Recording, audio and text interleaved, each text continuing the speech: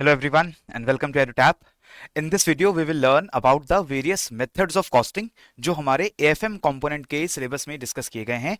इस वीडियो में हम बहुत ही ब्रीफली जो different types of costing methods हैं उनके बारे में डिस्कशन करेंगे, लेकिन इस वीडियो के एंड होने के बाद we will come up with more videos where we will particularly pick up a method of costing और उसको डिटेल्ड एक्सप्लेनेशन के साथ भी मैं आपके सामने डिस्कस करूंगा। सो जो भी मेथड्स हम आज डिस्कस करने वाले हैं ये एक समरी डिस्कशन होगा, but in the coming videos next videos I will pick up one method one by one और हर एक मेथड को हम एक एक करके डिस्कस कर लेंगे, right. So before starting the video I would request everyone कि अगर आपको वीडियो पसंद आती है तो प्लीज इस वीडियो को शेयर करिए। हमारे चैनल को सब्सक्राइब किए बिना आप यहां से मत जाइए, because we upload a lot of free content on our YouTube channel which can be used by the JAIIB aspirants to improve their preparation, right. So सबसे पहले जो कॉस्टिंग मेथड्स हम डिस्कस करने जा रहे हैं इसमें सबसे पहले बात आएगी about job costing. This is a costing method which is used in those industries और दोज कंपनीज जहां पर कोई यूनिक ऑर्डर्स आते हैं किसी एक पर्टिकुलर प्रोडक्ट को या सर्विस को बनाने के लिए या जनरेट करने के लिए। फॉर एग्जाम्पल, जैसे आपको एक शिप बनाना है तो शिप बिल्डिंग कंपनीज को you give a contract to make a ship. आपको कोई बिल्डिंग बनवानी है तो आप एक कंस्ट्रक्शन कंपनी के पास जाते हैं and you give them a contract to make a building. If you want to construct a bridge, you want to construct any kind of infrastructure project, तो आप वहां पर एक पर्टिकुलर कॉन्ट्रैक्ट साइन करते हैं और उस मैन्युफैक्चरर को एक ही प्रोडक्ट बनाना होता है जो कि बहुत यूनिक होता है। And all these jobs, all these contracts that these companies are getting, these are different from each other। Her ship बनाने का जो कॉन्ट्रैक्ट आएगा वो दूसरी शिप से अलग होगा। इसी तरीके से अगर आपको एक प्लेन बनाने का कॉन्ट्रैक्ट आता है अलग से, तो that plane, all the specifications in that will be unique from each other, right. तो ये होती है हमारी जॉब कॉस्टिंग। इसके बाद आती है बैच कॉस्टिंग। अब जॉब कॉस्टिंग में क्या हो रहा था, here only one kind of product, a unique kind of product is being manufactured, right. लेकिन जो हमारी बैच कॉस्टिंग है इसके अंदर हमारे बैचेस में प्रोडक्शन होती है and similar kind of items are manufactured continuously in a batch. तो जैसे यूजुअली जो हमारे फूड आइटम्स होते हैं, जैसे हमारे बिस्किट्स होते हैं, नमकीन होती हैं, ये सारे जो पैकेज्ड फूड आइटम्स होते हैं, आप इसमें देखेंगे the batch number is also written behind the pack, because all these items they are manufactured in batches. So a batch of similar products is considered to be one job. तो एक batch में मान लीजिए हमने 10,000 units बनाए या 1,000 units of products हमने बना दिए और उस बैच का जितना कॉस्ट आता है उसको हम अलग से आइडेंटिफाई करते हैं and then we divide that entire cost by the number of units made in that batch and we come with the per unit cost of the product. ठीक है, तो ये तो हमारी होगी बैच कॉस्टिंग, बैचेस में प्रोडक्शन हो रही है and the costing of each batch is measured. Then comes your operations costing.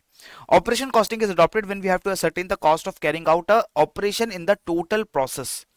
आपकी total manufacturing, it is a very long process में भी, और उस लॉन्ग प्रोसेस के अंदर बहुत सारे ऑपरेशंस इन्वॉल्व हैं। Operation A B C D, एक के बाद एक ऑपरेशन होते हैं and then your product line it keeps on ongoing. तो यहां पर जो हर एक ऑपरेशन का कॉस्ट जब आप फाइंड आउट करते हैं that is done through operation costing. So once we arrive at the cost of carrying out each of the operations, तो हमें पूरे प्रोसेस का कॉस्ट पता लग जाएगा कि इस प्रोसेस में late us say 5 operations were involved and all these 5 operations have these 5 different costs. So we add up those cost to find out the cost of the entire operation और the entire process. Then comes your process costing. Process costing is very similar to the operations costing, and this is used in those industries where the materials have to pass through 2 or more processes and then they are converted into a final product, and usually these processes they are going on a continuous basis।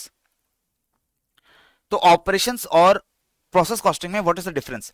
In operations costing it is not necessary that all the products are being made continuously, लेकिन process costing में usually जो हमारे products होते हैं वो continuously लगातार बन रहे होते हैं and they are undergoing the processes continuously। For example, हमारी जो chemical industries है, the refineries where the crude oil is a raw material and then we refine this crude oil through various processes and we manufacture petrol, diesel वगैरह वगैरह। तो ये जो पूरा process है ये लगातार चलता रहता है। लेकिन ऑपरेशंस कॉस्टिंग में आपका जो एक प्रोसेस है it starts at one point and then it stops at one point. तो आप एक प्रोडक्ट लेटेस्ट से 2 दिन के अंदर आप एक प्रोडक्ट बनाते हैं, फिर आप अपने जो फैक्ट्री है उसको कुछ टाइम के लिए रेस्ट देते हैं and then you start making some other product. But in process costing that entire process is on going, वो कंटिन्यूअसली लगातार चलता रहता है। ठीक है, तो यहां पर आपको ये ध्यान रखना है that this process costing is used in which type of industries. तो ये बिल्कुल ध्यान से याद रख लीजिएगा, केमिकल इंडस्ट्रीज में यूज होता है, soap industries, soap manufacturing industry, paper manufacturing, textile industries, tanneries जहां पर लेदर वर्क्स होते हैं, and even your paper industries.